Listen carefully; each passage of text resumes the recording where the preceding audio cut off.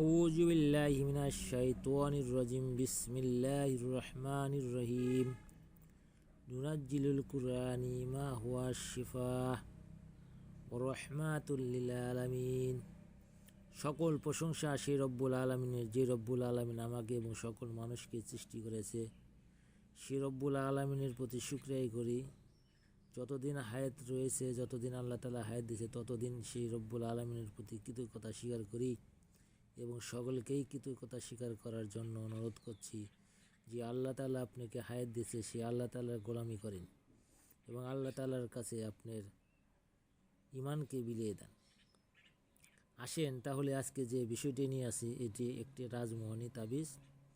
এই তাবিজ দ্বারা সকল মানুষকে আমি বশীভূত করত না। রাজমোহনী তাবিজ সম্পর্কে অবশ্যই অনেকে অনেক কিছু জেনে থাকেন বা জানছেন।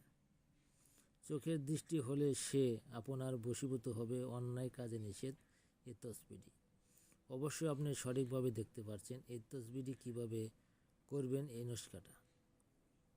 আজমোহনী তদবির একটি মারাত্মক একটি তদবির। এই তদবির দ্বারা অনায়াসে যে কোনো মানুষকে আপনি আপনার কাছে আনতে পারেন এবং তাকে ভালোবাসতে পারেন। এই তদবিরটি লিখতে হলে শনিবার অথবা মঙ্গলবার ডালিম গাছের রস এবং ভূষপত্র পাতা আমিল করতে হবে।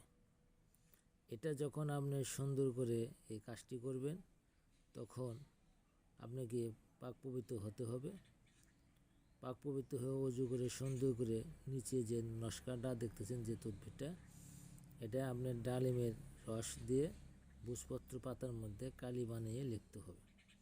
লেখে এটা ইন্দ্রজপ ও লৌদ সমভাগে পরিমাণে পূর্ণতা ভাবে গন্ধব এবং এইগুলা একত্র করিয়া এই তসবির ভিতরে দিতে হবে।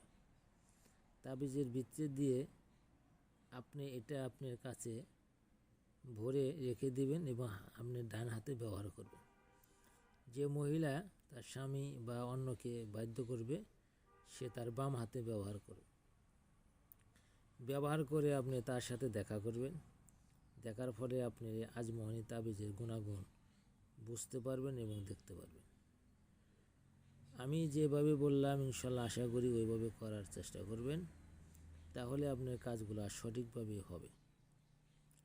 কাজ করার দায়িত্ব আপনাদের। আমি বই থেকে সরাসরি তদবির দেওয়ার যে করেছি আপনাদেরকে দিয়েছি, সেটা অবশ্যই দেখতে পাচ্ছেন।